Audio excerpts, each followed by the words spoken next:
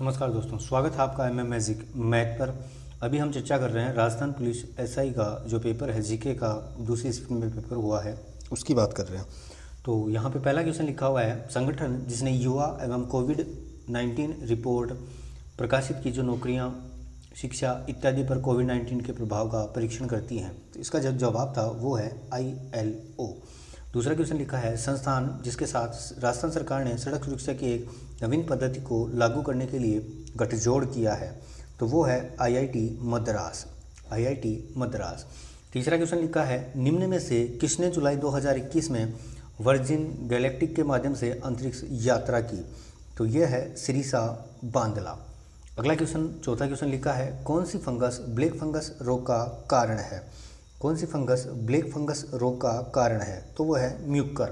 उसका सही जवाब होगा म्यूकर। अगला क्वेश्चन नंबर 5 है, कोवैक्सीन वैक्सीन निर्मित है, तो इसका सही जवाब होगा संशोधित mRNA जो SARS को कोवी सेकंड के स्पाइक प्रोटीन को कोडित करता है। अगला क्वेश्चन छठवां, टोक्यो ओलंपिक 2020 में राजस्थान से कितने खिलाड़ियों ने भारत का प्रतिनिधित्व किया? तो 4 खिलाड़ियों ने भारत का प्रतिनिधित्व किया था। भारत सरकार द्वारा जुलाई 2021 में प्रदान की गई ऑनलाइन रैंकिंग में राजस्थान का कौन सा शहर राजस्थान के स्मार्ट शहरों में शीर्ष स्थान पर रहा? तो वो शहर है जयपुर शहर। अगला क्वेश्चन, श्री नारायण राणे को जुलाई 2021 में MSME मंत्रालय का कार्यभार दिया गया। यहाँ MSME से क्या तात्पर्य है?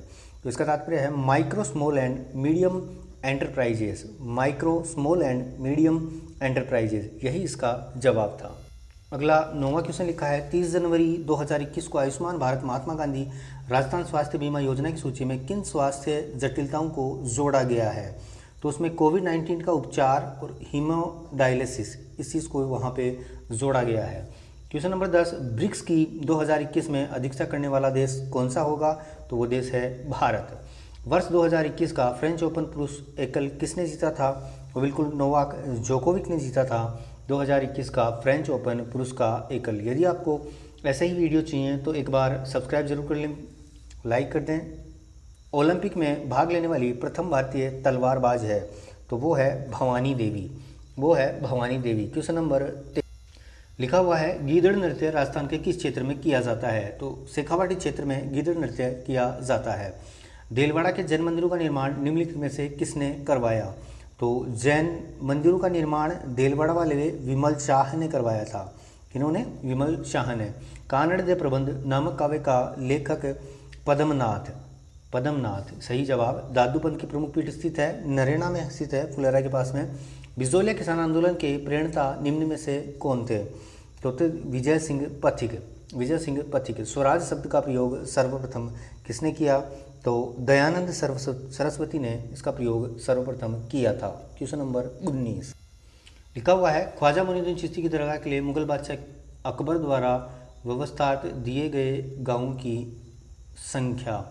तो ये थोड़ा कंफ्यूज वाला है, बाकी अभी इसमें हमें जो लग रहा है वो 18 होनी चाहिए, बाकी कमेंट में मिल जाएगा आपको इसका जवाब। तिवारा कर वसूला जाता था, तो तिवारा कर दिवाली और होली जैसे पर्वों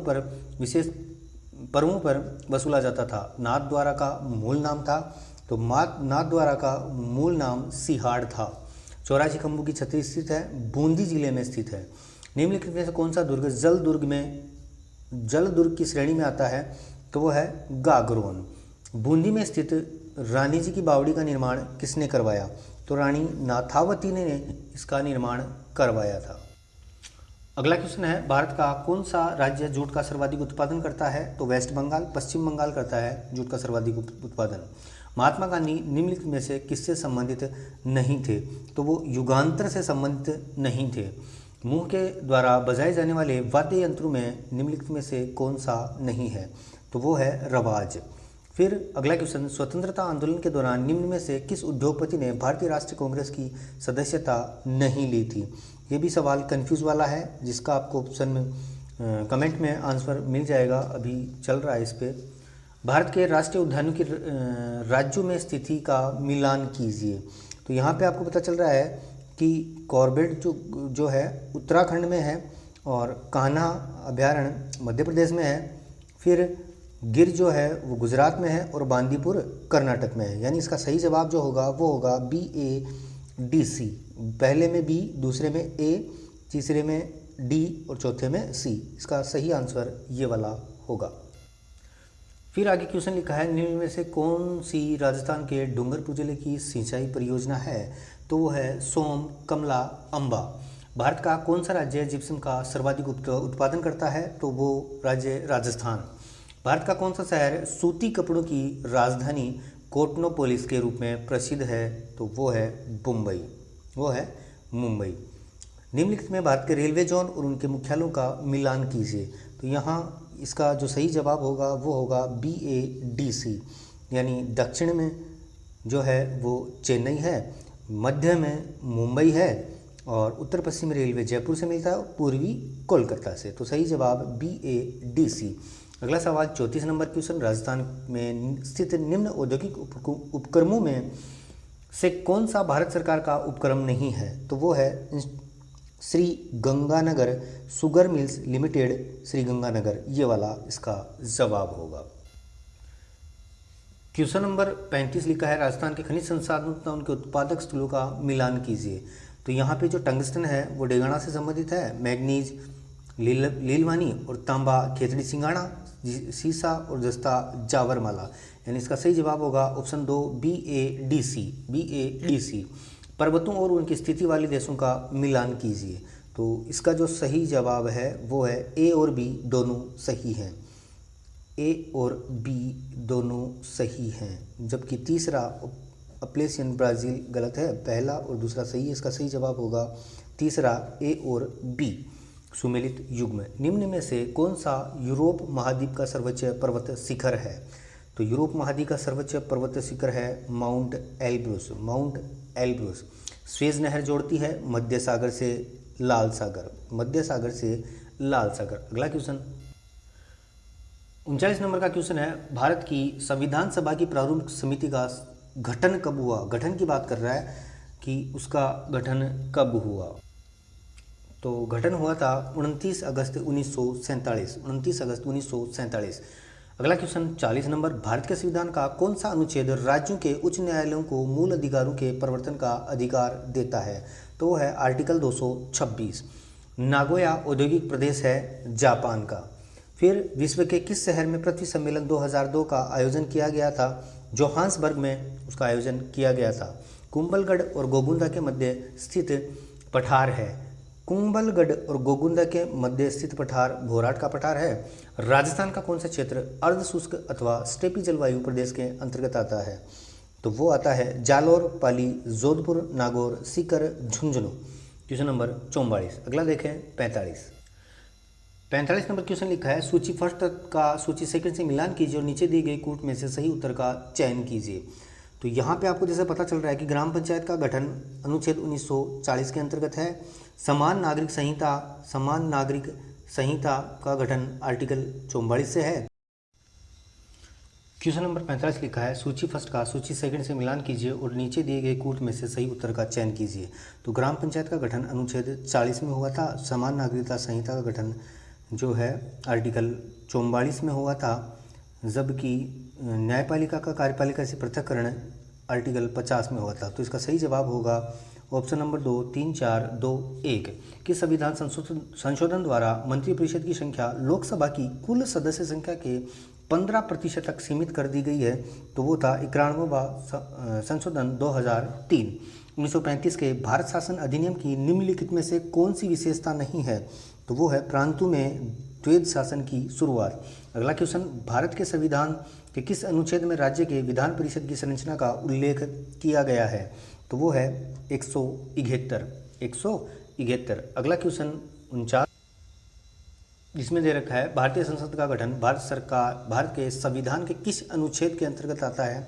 तो अनुच्छेद 79, अनुच्छेद 79।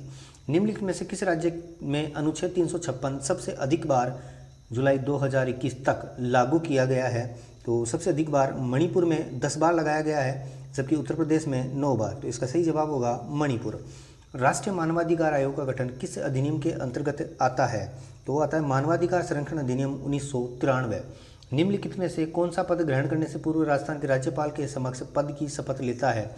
राजस्थान राज्य मानवाधिकार आयोग का अध्यक्ष होता है, बिल्कुल। राजस्थान का लोकायुक्त, बिल्कुल। राज्य निर्वाचन आयुक्त, सही बात है। राजस्थान का महाधिवक्ता, नहीं, इसमें डी नहीं होगा, तो इसका सही जवाब होगा केवल ए, बी और सी। अगला क्वेश्चन जिसमें लिखा है निम्नलिखित में से कौन सा राजस्थान राज्य मानवाधिकार आयोग के अध्यक्ष नहीं रहे? तो जस्टिस जगत सिंह। अगला क्वेश्चन निम्नलिखित में से किस मुख्यमंत्री के त्यागपत्र देने के पश्चात बरकतुल्ला खान को राजस्थान का मुख्यमंत्री नियुक्त किया गया? मोहनलाल सुखाड़िया। यदि आपने अभी तक वीडियो को लाइक नहीं किया है तो लाइक कर दें, शेयर करें और सब्सक्राइब कर लें ताकि ऐसे ही वीडियो आपको प्राप्त होते रहें। अगला क्वेश्चन राजस्थान विधानसभा में अध्यक्ष की अनुपस्थिति में अविलंबनीय मामलों में निम्नलिखित में से कौन अध्यक्ष की ओर से विधेयक को प्रमाणित कर सकता है? तो डिप्टी सेक्रेटरी कर सकता है, यानी उपाध्यक्ष। अगला राजस्थान उच्च न्यायालय को निम्नलिखित न्यायाधीश में से कौन अन्य राज्यों के उच्च न्यायालय में मुख्य न्यायमूर्ति नहीं रहा है? कन्फ्यूज वाला क्वेश्चन है, बिल्कुल देख के बताएंगे, आपको कमेंट में मिल जाएगा आंसर। निम्नलिखित में से कौन राजस्थान लोक सेवा आयोग के सचिव व अध्यक्ष दोनों रहे हैं? तो वो हैं NK बैरवा। अगला क्वेश्चन निम्न में से कौन सा गरीबी का कारण नहीं है? तो वो है सामाजिक समावेश। सामाजिक समावेश। सीमावर्ती क्षेत्र विकास कार्यक्रम BADP राजस्थान के किन 4 सीमावर्ती जिलों के 16 ब्लॉकों में कार्यान्वित किया गया है? तो वो है बाड़मेर, बीकानेर, गंगानगर, जैसलमेर। निम्न में से कौन सा एक सरकारी बजट का उद्देश्य नहीं है? वो है घाटे का बजट। निम्नलिखित में से कौन सी एक राष्ट्रीय आय के मापन की समस्या नहीं है? तो इसका जवाब होगा व्यक्तियों की आय में अंतर। व्यक्तियों की आय में अंतर। निम्नलिखित में से कौन सा एक साख नियंत्रण का गुणात्मक उपकरण है? तो वह खुले बाजार की क्रियाएं। खुले बाजार की क्रियाएं। मानव विकास प्रतिवेदन 2020 के अनुसार भारत का लैंगिक विकास सूचकांक है 0.642, इसका सही जवाब होगा। क्वेश्चन लिखा है आर्थिक समस्या 2020-21 के अनुसार राज्य के आर्थिक विकास के संदर्भ में निम्न में से कौन से कथन सत्य हैं? तो इसमें जो सत्य कथन है वो है बी वाला और सी वाला, कि सकल राज्य मूल्यवर्धन में स्थिर कीमतों 2011-12 पर क्षेत्रवार योगदान में वर्ष 2020-21 में सेवाओं का योगदान 42.40% रहा। वर्ष 2019-20 में राजकोषीय घाटा सकल राज्य घरेलू उत्पाद का 3.77% रहा। बिल्कुल सही जवाब बी और सी सही हैं, तो इसका सही जवाब होगा ऑप्शन 4। अगला क्वेश्चन राजस्थान में जीवन धारा योजना का संबंध है? तो जीवन धारा का संबंध है सिंचाई कुओं का निर्माण। प्रधानमंत्री मातृ वंदना योजना के तहत लाभार्थियों को महिलाओं को पहले बच्चे के जन्म पर कितनी राशि दी जाती है? तो वो राशि है 5,000 रुपये। राजस्थान की एम-सैंड नीति 2021 का उद्देश्य है? तो इसका उद्देश्य है प्रदेश के माइनिंग क्षेत्रों में खानों से निकलने वाले अपशिष्ट वेस्ट की समस्या का समाधान करना। अगला क्वेश्चन 68 नंबर लागत प्रेरित कारकों में से कौन सा मुद्रास्फीति का एक कारण नहीं है? मुद्रास्फीति का एक कारण नहीं है उत्पादन तथा पूर्ति में उच्चावचन। अगला क्वेश्चन निम्न में से केंद्र सरकार की कौन सी योजना असंगठित क्षेत्र के कर्मचारियों हेतु केंद्रित नहीं है? तो दीनदयाल उपाध्याय अंत्योदय योजना। अगला क्वेश्चन नंबर 70 राजस्थान की निम्न बाह्य सहायता प्राप्त योजनाओं को उनकी संबंधित संस्थाओं के साथ सम्मिलित कीजिए। तो इसका जो सही जवाब है वो है ऑप्शन नंबर 2 4 3 2 1, यानी पहले का 4, दूसरे का 3, तीसरे का 2 और चौथे का पहला।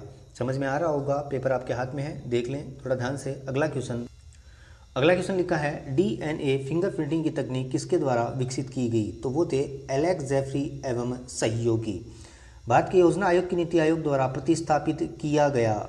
ये 1 जनवरी 2015 को अपने निवेश के बदले में एक शेयरधारक प्राप्त करता है लाभांश एवं बोनस शेयर। इंसान को चंद्रमा पर ले जाने वाला प्रथम अंतरिक्ष यान था अपोलो 2। अगला क्वेश्चन नैनो टेक्नोलॉजी का जनक किसे कहा जाता है?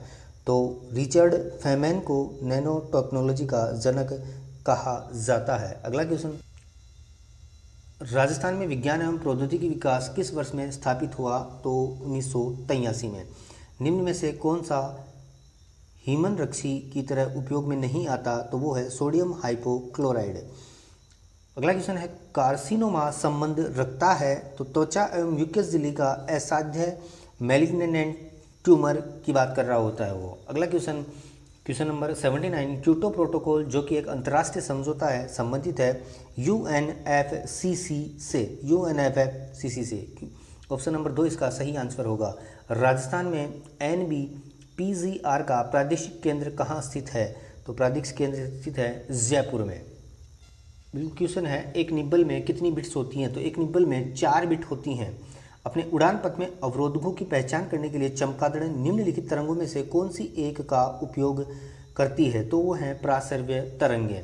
राष्ट्रीय बीज मसाला अनुसंधान केंद्र राजस्थान में कहाँ पर स्थित है?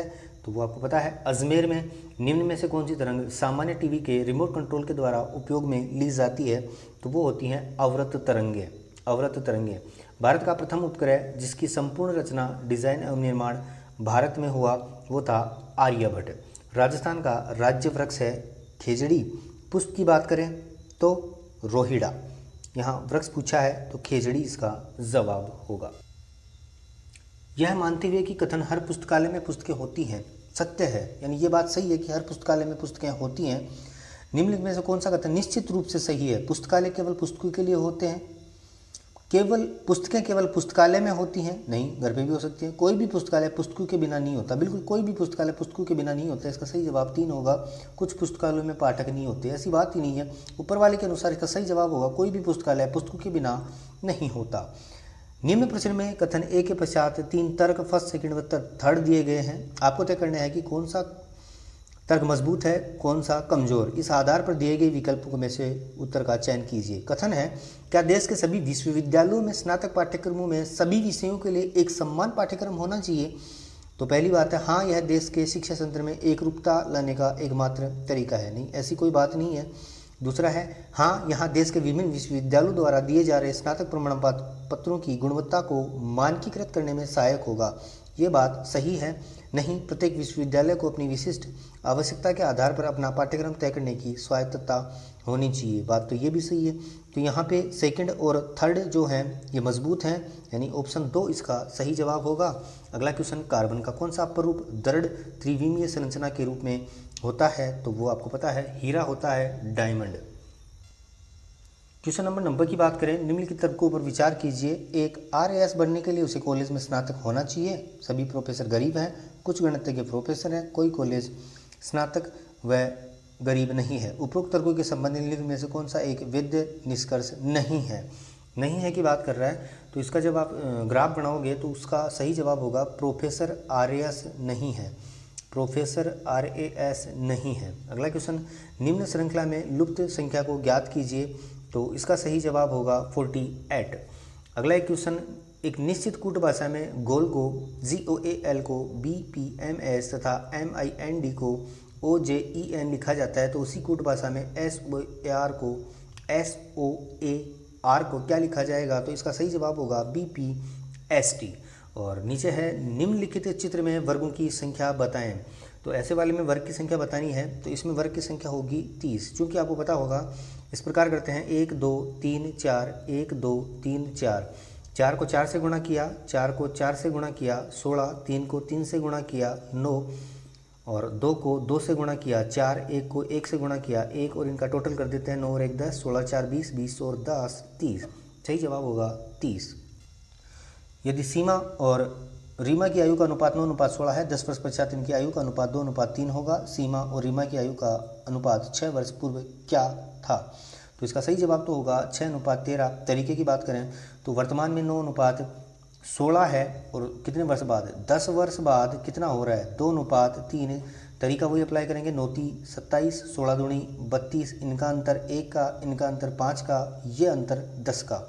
5 दूनी 10, 1 इकाई का मान 2 है, तो यहाँ उम्र 18 होगी और यहाँ उम्र 32 होगी। लेकिन पूछ रहा है वो 6 साल पहले, 6 साल पहले 18 में से 6 गए 12, और 32 में से 6 गए 26, तो अनुपात हो गया, ये काट देंगे इसको, 2 6 12, और 13 दूनी 26, यानी 6:13।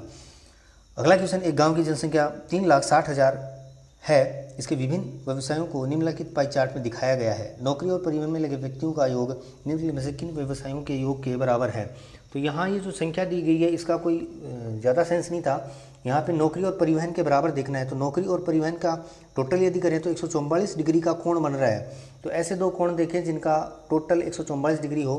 तो कृषि और व्यापार का यदि कोण टोटल किया जाए 108 और 36 तो 144 हो रहे हैं, यानी इसका सही जवाब होगा कृषि और व्यापार, जो कि ऑप्शन 4 में आपको दिया गया है।